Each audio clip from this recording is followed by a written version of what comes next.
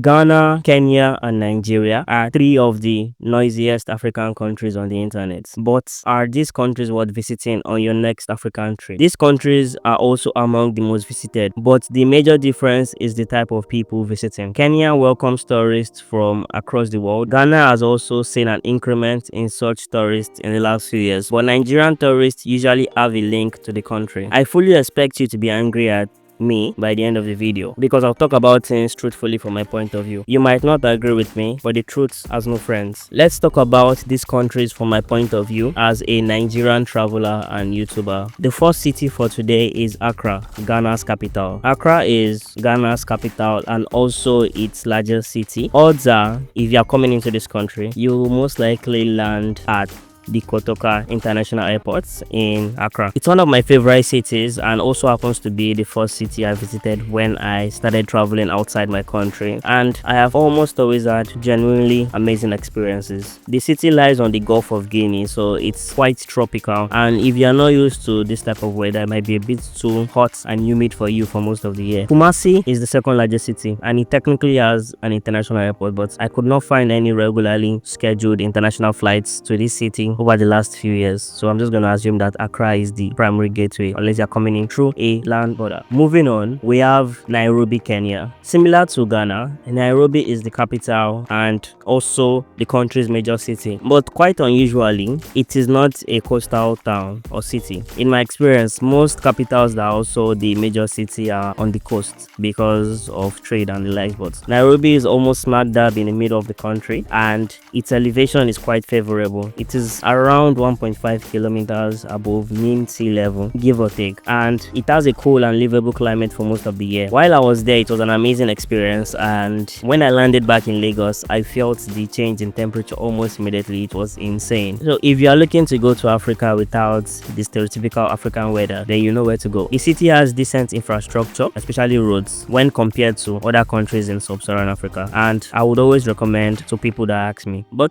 you and I know that your reason for going to Kenya is not because of Nairobi. Why don't you subscribe and like this video, because it helps me and helps you by telling YouTube that you like content like this. So please smash the subscribe button and like. Thank you. Our third city for today is Lagos, Nigeria, the only city that's not the country's capital on this list. Well, technically Lagos used to be the capital until 1991, but that's in the past now. Lagos is a city unlike any other, and when friends ask me about Lagos, I just tell them that coming to Lagos will change your life for better or for worse. You are not going to go back home the way you came. That might be a good thing, that might be a bad thing. The only way to find out is by visiting. The city lies on the Gulf of Guinea, and although it can get really hot for most of the year and the humidity is crazy similar to Ghana, but the beach vibes are impeccable, especially at certain times of the year. There's no two ways about it. Lagos is a crazy city, and I see lots of people say that, oh, my city never sleeps. I feel like one city that actually lived up to this expectation and hype is Lagos. You can be coming out of a club at 6 a.m. and a new batch of people are just going in. It's insane, to be honest. But unfortunately, Lagos and Nigeria as a whole is not the easiest country or city to visit because Nigerian visa processes are insane, even for fellow Africans. We need to do better. Back to Ghana, what are some exciting things to do in the country? And this time, not just Accra, but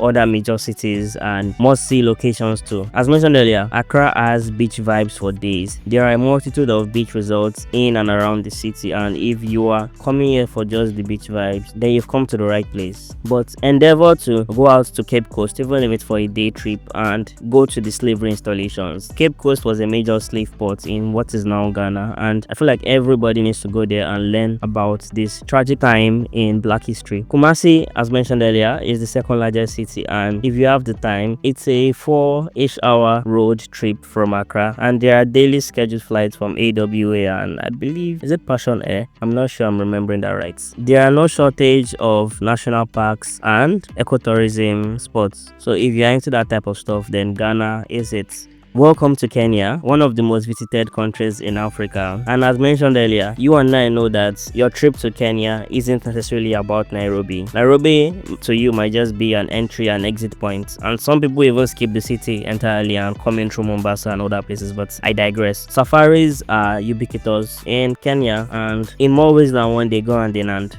So there are lots of national parks you can enjoy safaris and see most or all of the big five, quote unquote. And Nairobi is actually one of the few major cities in the world with an actual legit national park in the center. Well, not necessarily center, but within city limits. Mombasa is the second largest city and has the country's largest port. This port serves Kenya and other landlocked countries, and Mombasa has become a must-visit touristy spot. If you are into hiking, then welcome to Kenya. Knock yourself out. You can hike the multitude of mountains and hills up to Mount Kenya, and I believe the Kenya side of Kilimanjaro, but I'm not sure about that. Diani Beach is the go-to tourism spot in Kenya. Everybody, locals and international, go out there for a slice of beach life. Back to Nigeria. Unfortunately, due to the reality on ground, Nigeria is not somewhere that most people go and then start gallivanting from city to city or state to state. But as always, Lagos is the city, and if you plan a trip to Nigeria without visiting Lagos, then what are you doing? Do better.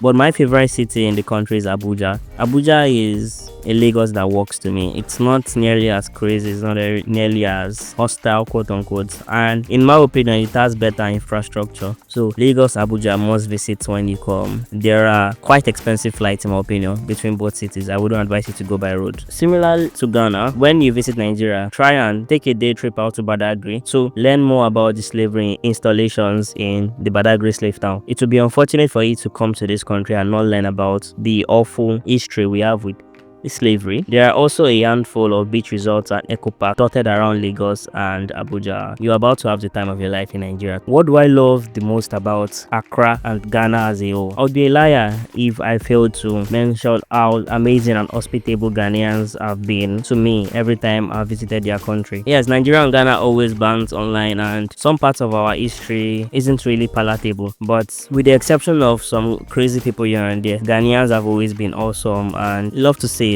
it is also the first country I visited, as mentioned earlier, and for some reason Ghana always comes up in my horizon. I might plan to travel to somewhere else, and then guess what, the plane has a connection in Accra. The city keeps pulling me in, and you know what, I was fighting it for a while, but no more fighting in 2025. If my travels take me to Ghana, then so be it. Obviously Ghana is a part of ECOWAS alongside Nigeria, so it's close, less than 500 kilometers from Lagos to Accra, and visa free. Ghana is a relatively peaceful country in a zone not known for being very peaceful, so you got to give them that. What do I love the most about Nairobi and Kenya? I'll be speaking more about Nairobi because when I went to Kenya, I didn't really explore that much outside the city. Once again, the people, 10 out of 10 or 100 out of 100, to be honest. My host was great, and their family went the extra mile to make me feel great and make me feel accommodated. These are the kind of people that I always thank my God for bringing me across them. They are always helpful to me, and I try my best to be a gracious host or guest when necessary. The weather is also amazing. It's not too cold. At least it wasn't too cold when I visited. Learned that was like after their summer. Kenya is in the southern hemisphere, most of the country actually. When I went there, it was very cool, but not too cold that I needed a sweater or something like that. It is a perfect link to the rest of East Africa. I know this might be a bit controversial, but to me it's the largest city in the zone. There's a bit of everything here in Nairobi. Similarly, there's a bit of everything in Kenya. Whatever you're looking for, I'm sure you'll find it. You can support this channel by becoming a member or gifting super thanks. It means a lot to the work I'm doing out here and starts from as little as $1. Next up, what do I love about Nigeria? You know what they say, we are always more critical of where we are from and things we have personal connections to. It took me a while before I started seeing the beauty within my country. If you know Lagos, you will know that Lagos is strongly connected to the concept of Dirty December. This is where a lot of tourists, mostly Nigerians born abroad or living abroad, returning home, especially during the last month of the year. And this amount of tourists alone make up for all the non-Nigerian tourists we do not get. There's a reason why they're always coming home. These people have multiple passports in most cases. They could go for places that are cheaper. Flights during December, even booking a couple months out, can be crazy. So they're coming back home for a reason. It's quite unfortunate that I've not been able to share the gift of this country with most of my international friends because people want to come to Nigeria. Lots of people I know want to come to Nigeria. Nigeria, but it is almost always, oh, the visa process is just so crazy. Nigerian people are great. Don't let anybody lie to you. If you've ever been around Nigerians, you will know that what I'm saying is the gospel truth. Africa is not the cheapest country to travel to and around because of infrastructural deficits and incredible taxes, but make it a point to visit at least one African country in 2025. And if you plan perfectly, you can combine 2 or more countries on a single itinerary. Click the video on screen right now because I created it with you in mind. Until the next video, your friend from the Okodo YouTube channel wishes you love, peace and prosperity.